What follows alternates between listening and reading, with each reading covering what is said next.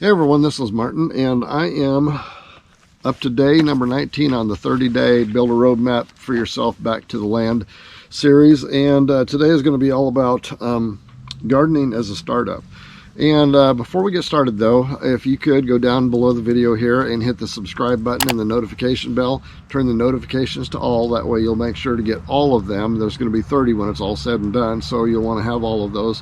The other thing is that once we got started, we decided to stop and write a companion book and then kind of get going back again. That book is right here. It goes along with the video series.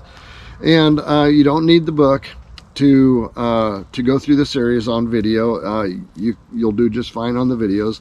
If you do, it's probably the thoughts are organized a little better in the book. So that's why we did that.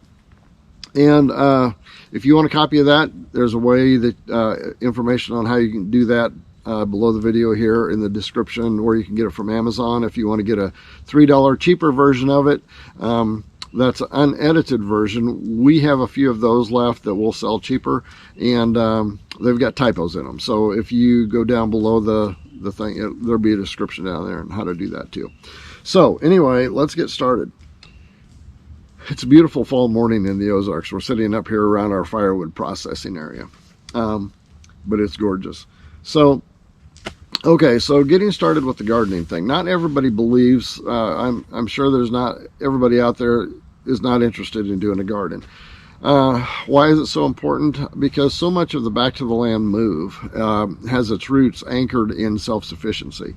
And so a garden is sort of the epitome of being self-sufficient or becoming more self-sufficient, because you're raising your food there. And depending on how serious you are or how big you want to go with that, you can do anything from just supplementing your food supply or your grocery bill with garden grown food, all the way up to where supplying maybe the bulk of what you consume during the growing season, or all the way up to if you growing enough to kind of get yourself through the entire year and preserving it and all of that. You can actually just, cut your food bill to a fraction of what it was before, just by the effort that you put into gardening.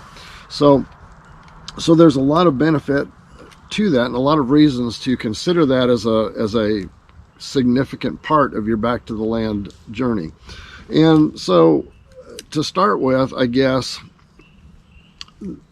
this is not a how to grow a garden video. Okay, there's thousands upon thousands of videos on YouTube and books on how to grow a garden. This video series is more focused on how to build a roadmap back to the land, of which gardening is to me is an important component of that. And so it's more how does the garden and starting the gardening process affect your journey or help propel your journey back to the land. So we're not going to talk about how to grow a garden. We're going to talk about why it's important and why it's important to get started with it, and alternatives to how you can get started if for example, you don't have a place where you can actually plant a garden yourself right now. And the reasons why you may not be able to feel like you can start a garden right now is you may be in a rented property, or you may be in a place where they just do not allow you to dig up the yard, or you may not have the space for it. And so what can you do when that's the case? And your goal is to create a pathway back to the land for yourself, and you want to get started on that, start creating some self-sufficiency in your food supplies, but you just don't have the space to do it, or you can't do it. And there's ways you can get around that. One of the ways, I've got a good friend, has been a friend of mine for probably 50 years now. I don't look like I'm 50 years old, do I? I'm actually 62, going to be 63 next month. But this was a childhood friend of mine. As we grew up, we went our separate ways, and he was in a place where he pastored churches. Okay, and so as he would go from one place to the next, he would develop contacts in the community where he's at, and with people that would let him do gardens on their property. he would basically borrow the land from them, and they would let him grow a garden. And I know in one place when we went to visit him, he had 3 different garden plots set up on 3 different pieces of land that people were letting him do gardens on. And he would take care of them very, very well. I mean, he wouldn't let them all get overgrown with weeds or anything. They would look like real gardens. And he was very, very active in growing produce for his family. And he even grew enough that as he preserved it, he would give out to people that was in his church too, as well. So there was, so he was able to create a huge garden space just by other people allowing him to grow a garden on their property. And that worked, and he always supplied them with some of the fresh produce from there, so that it made it worth it for them too. It was a win-win for them. So that's one way that you can do that, is just see if there's anybody else around that that does have space that you're able to borrow from them and grow a garden on. You know, another thing that you can do is a lot of communities have what are called community gardens. And if you can get with a garden club or something like that to find out if there are any of those that exist around there. What that is, the last town that we lived in, a church ran a local community garden where you could come in and apply. You had to apply because there was only so many spaces available. They had, I think, like 20 spaces available that they'd kind of carved up. And you would get one space, and that space was yours to grow a garden on, whatever kind of garden that you wanted to grow. And, you know, garden clubs might do that. Churches might do that. There might even be, in some cases, I've heard of where the city actually sets aside space that they have and allow people to grow gardens on there. So a community garden is something that you can look up as well to see whether that's something that would be available to you.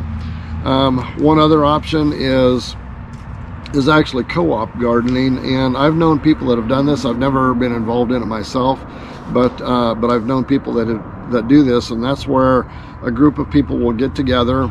Maybe it's just some friends, or maybe it's more organized, and you can get a lot of people from the community that are sort of unrelated to them in any other way other than the common denominator of they want to be able to plant a garden, and actually go rent or lease a space from a farm or someone that has a plot of land that they're willing to lease out to a gardening co-op.